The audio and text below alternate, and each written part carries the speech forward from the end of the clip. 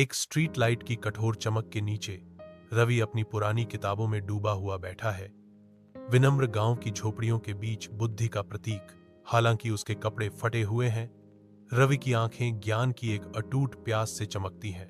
ग्रामीण रवि के असामान्य समर्पण को देखकर आश्चर्य और उपहास से भरे चेहरे के साथ गुजरते हैं। रवि उपहास से बेपरवाह होकर अपनी पढ़ाई में गहराई से डूबा रहता है, दुनिया से कट जाता है।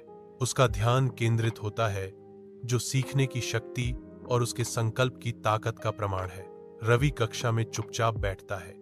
अपने साथियों के विपरीत उसके पास सीखने के लिए बुनियादी उपकरण भी नहीं है। दयालुता के एक पल में रवि अपने दोस्त से किताबें उधार लेता है।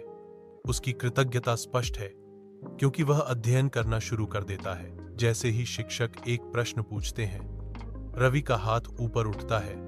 उसकी उत्सुकता उसे अलग करती है। रवि को उसके सहपाठियों की ईर्ष्या भरी निगाहें चुभती हैं, जो उसकी तेज बुद्धि की मूक स्वीकृति है।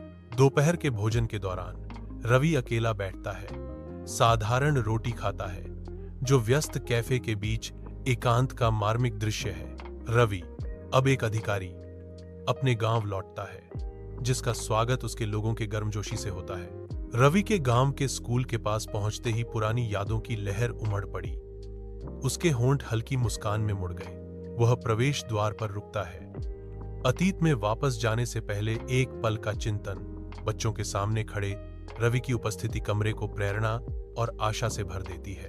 रवि अपनी यात्रा साझा करते हैं। उनके शब्द युवा दिमागों में एक चिंगारी जलाते हैं।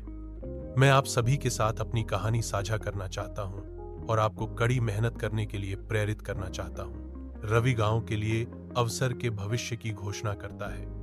मैं घोषणा कर रहा हूं कि मैं गांव में एक नया स्कूल और एक अस्पताल बनाऊंगा, ताकि कोई भी बच्चा शिक्षा और स्वास्थ्य से वंचित न रहे।